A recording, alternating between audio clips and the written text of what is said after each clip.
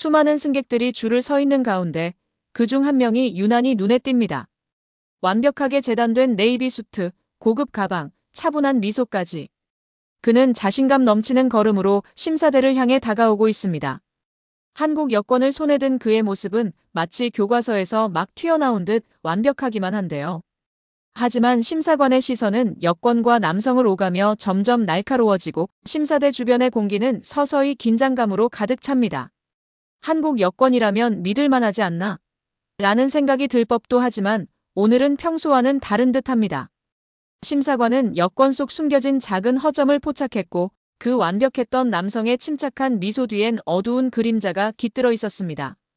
과연 이 남성은 누구이며 그의 여권엔 어떤 비밀이 숨겨져 있을까요? 오늘의 사연 바로 시작합니다. 영상을 보기 전에 구독과 좋아요 잊지 마세요. 히드로 공항에서 일한 지 벌써 15년이 흘렀습니다. 저는 매일 아침 오시면 집을 나섭니다. 런던의 새벽 공기는 참 차갑지만 묘하게 저를 깨어나게 합니다. 출근길에 멀리서 거대한 공항 건물이 모습을 드러내면 제 마음도 함께 움직이기 시작하죠. 히드로 국제공항은 유럽에서 가장 바쁜 공항 중 하나입니다. 하루에만 약 12만 명의 승객들이 오가고 그 중에는 아시아에서 온 승객들도 상당히 많습니다. 특히 서울, 도쿄, 상하이에서 오는 비행기들은 언제나 가득 차 있죠. 저는 이 공항에서 입국 심사관으로 일하고 있습니다. 제주된 업무는 승객들의 여권과 비자를 확인하고 그들의 신원이 확실한지 그리고 입국 목적이 적합한지를 판단하는 일입니다. 듣기엔 단순한 일처럼 보일지도 모르지만 이 업무는 단순히 서류를 보는 게 아닙니다. 승객의 표정, 말투, 행동 하나하나가 저희의 관찰 대상입니다. 한 사람의 진실은 늘 작은 디테일에서 드러나니까요. 히드로 공항에서 아시아 승객들을 많이 다루게 된 건 제 이력이 한몫했을 겁니다. 젊었을 때 한국, 일본, 중국을 여행했던 경험이 많았고 그 나라의 문화와 언어에도 관심이 많았습니다. 사실 한국어를 배우게 된 계기는 조금 독특합니다. 20대 초반에 영국 왕립해군 국제교류 프로그램을 통해 한국을 방문했는데 그때 한국의 문화와 따뜻한 환대에 매료되었죠. 이후 혼자서 한국어를 배우기 시작했고 지금은 어느 정도 대화할 수 있을 정도로 실력이 늘었습니다. 한국어를 사용하면서 많은 것을 배웠습니다. 단순히 말을 배우는 게 아니라 사람들의 생각과 문화까지 이해할 수 있게 되었죠.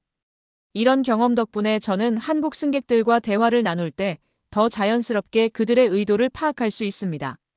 솔직히 말씀드리면 한국어 실력이 없었다면 아마도 몇 가지 중요한 사건들을 놓쳤을지도 모릅니다. 최근 히드로 공항에서는 한국 여권 위조 사건이 부쩍 늘어나고 있습니다. 한국 여권이 위조의 표적이 되는 이유는 간단합니다. 그만큼 신뢰도가 높고 비자 없이도 많은 나라를 방문할 수 있기 때문이죠. 한국 여권은 단순한 신분증이 아니라 한 나라의 기술력과 신뢰를 상징하는 물건입니다. 그런 여권을 범죄 조직들이 악용하려 한다는 사실에 저는 늘 경계심을 늦출 수 없습니다. 여권 위조 사건이 많아지면서 저희 공항은 비상체제로 운영되고 있습니다. 특히 한국발 항공편에 대해서는 더 철저히 심사하고 있죠. 위조 기술이 나날이 정교해지고 있어서 눈에 보이는 것만으로는 진짜와 가짜를 구분하기 어려운 경우가 많습니다. 하지만 제가 믿는 건 작은 디테일과 사람들의 태도입니다. 아무리 여건이 완벽해 보여도 거짓말은 사람의 표정과 말투에 고스란히 드러나기 마련이거든요. 제 심사대는 언제나 바쁩니다. 사람들이 길게 줄을 서고 있으면 빨리 처리해야 한다는 부담감이 생기지만 저는 서두르지 않습니다. 그날의 첫 번째 여권을 받는 순간부터 저의 하루는 시작됩니다. 여권 한 권에는 그 사람의 인생이 담겨 있습니다. 출입국 도장의 위치와 각도, 전자칩 데이터, 심지어 승객의 행동 하나하나가 제게는 중요한 단서가 되죠. 한국 승객들은 저에게 항상 특별한 존재입니다. 그들의 여권을 보는 것만으로도 한 나라의 기술력과 자부심이 느껴집니다. 하지만 최근 몇 년간 위조 여권 사건들이 늘어나면서 저는 더 조심스러워졌습니다. 진짜처럼 보이는 여권도 승객의 태도도 가짜일 수 있다는 사실을 알게 되었기 때문입니다. 히드로 공항에서의 하루는 늘 다릅니다. 어떤 날은 모든 일이 순조롭게 흘러가지만 어떤 날은 예상치 못한 사건들이 연이어 터지기도 합니다. 그리고 오늘은 그 중에서도 특별한 날이 될 것 같은 예감이 들었습니다. 아침 일찍 서울발 항공편에서 내린 승객들이 줄을 서기 시작했을 때 저는 무언가 평소와는 다른 분위기를 느꼈습니다. 심사관으로서의 오랜 경험이 주는 직감일까요? 저는 평소보다 더 긴장하며 첫 번째 승객을 맞이했습니다. 그날의 사건은 그렇게 시작되었습니다. 히드로 공항에서의 심사대는 마치 무대와도 같습니다. 각 승객이 무대 위 배우처럼 자신만의 이야기를 들고 저를 마주하죠. 어떤 사람들은 자연스럽게 자신의 진실을 보여주는가 하면 또 어떤 이들은 그 진실을 감추려 애를 씁니다. 그리고 오늘 아침 제가 마주한 한 젊은 여성은 무대 위에서 너무 완벽해 보이려 했던 배우처럼 제 직감을 자극했습니다. 그녀는 서울발 항공편에서 내려 제 심사대 앞으로 다가왔습니다. 20대 후반쯤으로 보였고 세련된 검은색 원피스에 고급스러운 가방을 들고 있었습니다. 단정한 외모와 자연스러운 미소, 그리고 차분한 태도까지 모든 것이 완벽했습니다. 그러나 여권을 건네받는 순간 제 머릿속에는 작은 경고음이 울렸습니다. 안녕하세요. 런던에 오신 걸 환영합니다. 제가 한국어로 건넨 첫 인사에 그녀는 살짝 당황한 듯 했습니다.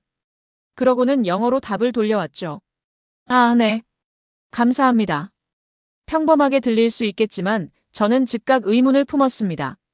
한국어를 모국어로 쓰는 사람이라면 굳이 영어로 대답할 이유가 없었을 테니까요. 여권을 자세히 살펴보니 겉으로 보기에 완벽한 한국 여권이었습니다. 홀로그램과 레이저로 가공된 태극 문양, 그리고 전자칩까지 모두 문제 없어 보였죠. 하지만 제가 눈여겨보는 건 단순한 외관이 아닙니다. 여권의 출입국 도장을 살펴보던 중 저는 즉각적인 모순을 발견했습니다. 같은 날짜에 방콕과 베이징의 입국 도장이 찍혀 있었습니다. 물리적으로 불가능한 기록이었죠. 이 두 도장은 어떻게 된 건가요? 제가 물었을 때 그녀는 잠시 머뭇거리더니 대답했습니다. 아, 제가 여행을 많이 다녀서요. 항공편을 자주 타다 보니 그렇게 된 것 같아요.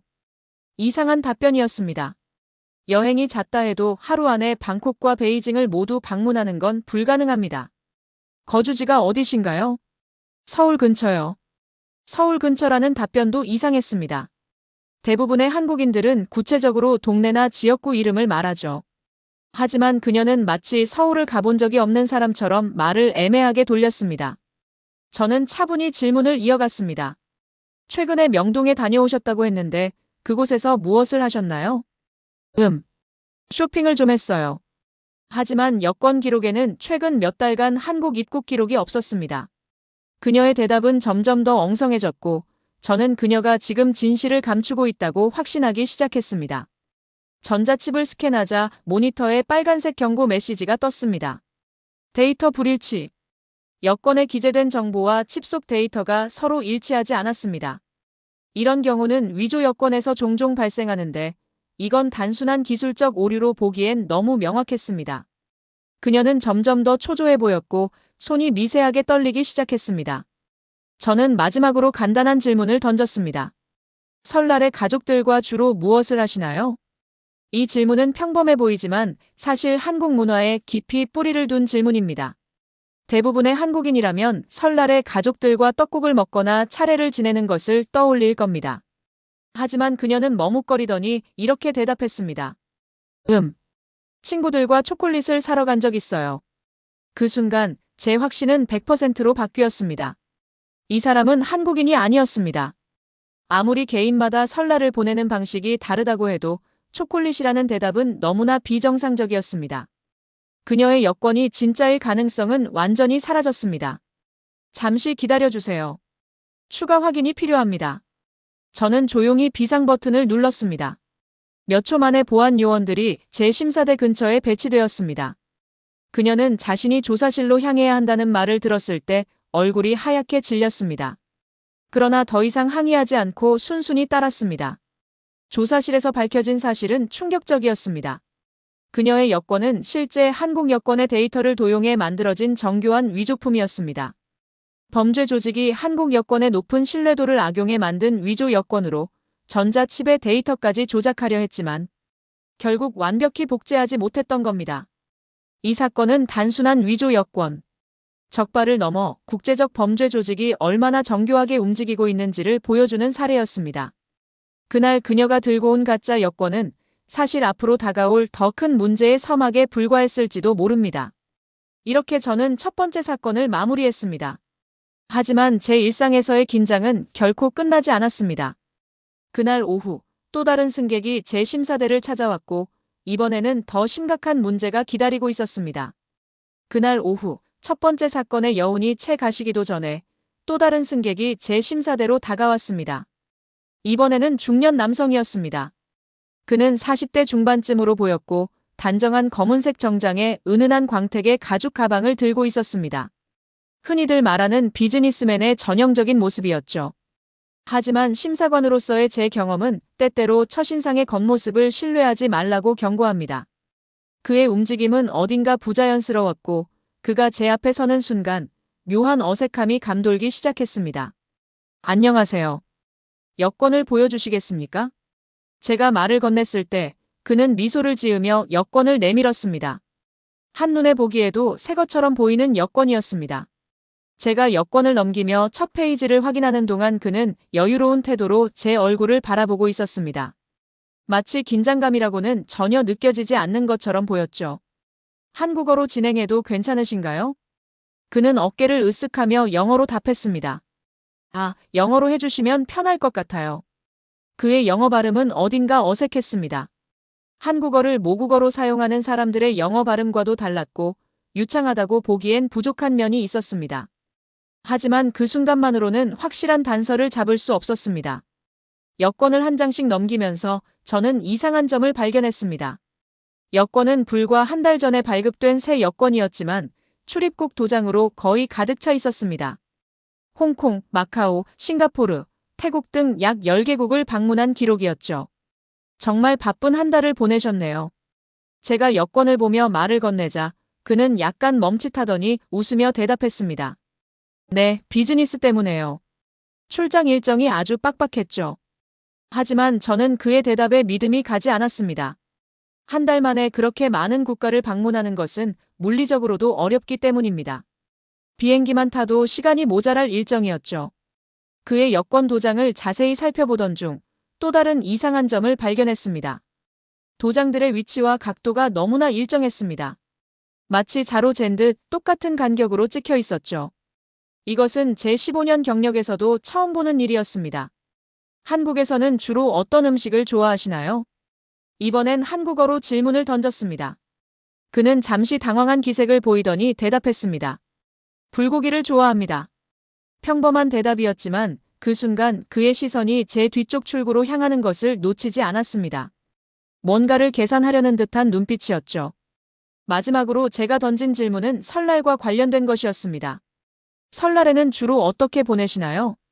그는 망설이다가 어색하게 웃으며 말했습니다. 쇼핑몰에 가서 초콜릿을 사죠. 그 답변을 듣고 저는 속으로 확신했습니다. 설날에 초콜릿을 사러 간다니 이것은 분명 한국인의 대답이 아니었습니다. 그의 여권 사진을 다시 한번 확인하던 중 결정적인 단서를 발견했습니다. 사진 속 인물의 오른쪽 귀에는 작은 점이 있었지만 제 앞에 있는 사람의 귀에는 그 점이 보이지 않았습니다. 이제 더 이상 의심할 여지가 없었습니다. 저는 조용히 비상 버튼을 눌렀습니다. 몇 초 만에 보안 요원들이 조용히 제 주변에 배치되었습니다. 추가 확인이 필요합니다. 잠시 기다려 주시겠어요? 제가 말을 건네자 그의 얼굴에 순간적인 당혹감이 스쳐갔습니다. 그는 긴장한 나머지 손으로 가방끈을 조이기 시작했습니다. 그는 마지못해 조사실로 이동했고 이후 밝혀진 사실은 충격적이었습니다. 그의 가방 안에는 여러 국적의 여권이 추가로 들어있었습니다. 모두 정교한 위조품이었죠. 또한 그의 휴대폰에서는 중국 내 위조 여권 조직과의 연락 기록이 발견되었습니다. 그가 단순한 불법 입국자가 아니라 국제적인 범죄 조직의 운반 책임이 드러난 순간이었습니다. 이 사건은 제게 또 한 번 중요한 교훈을 남겼습니다.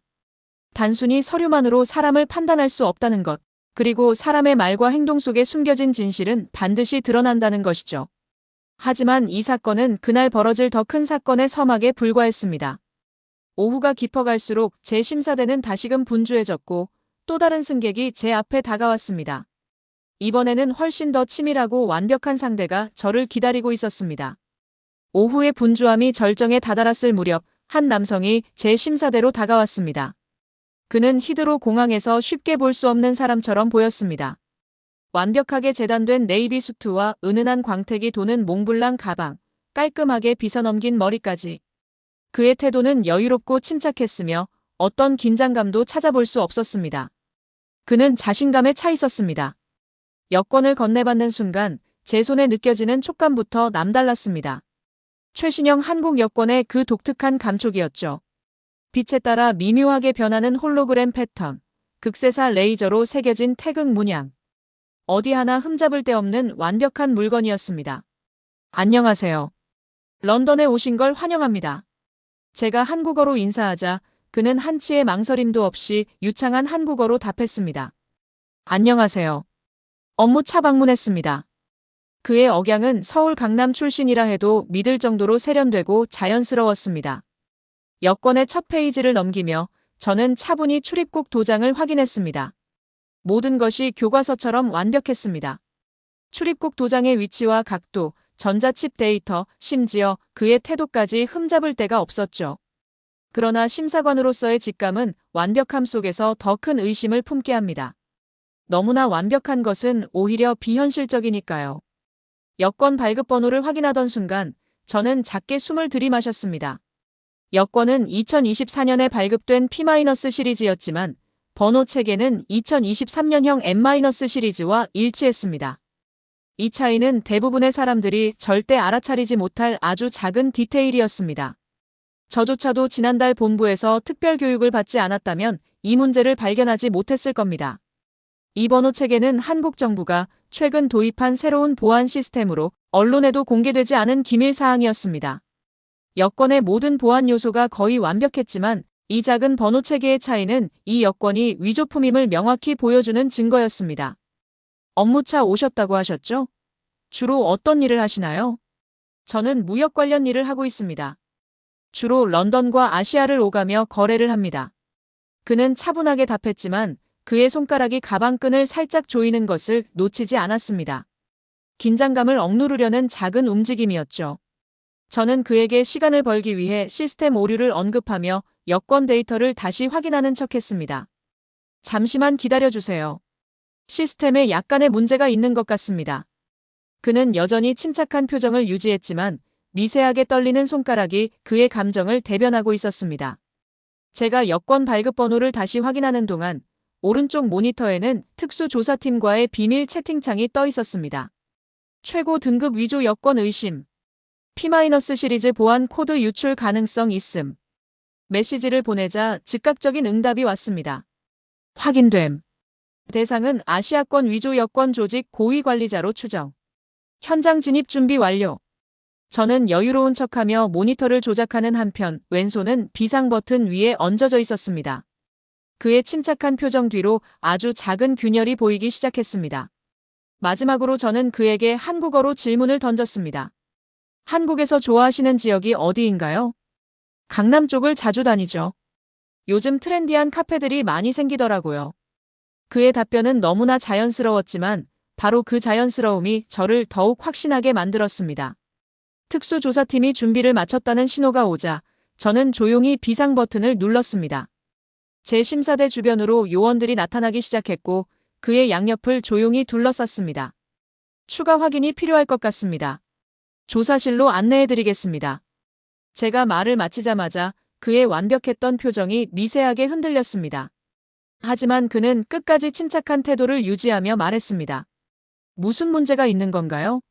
제가 뭘 잘못했나요? 조사실에서 진행된 정밀 검사는 충격적인 사실을 밝혀냈습니다. 그의 여권은 단순한 위조품이 아니었습니다.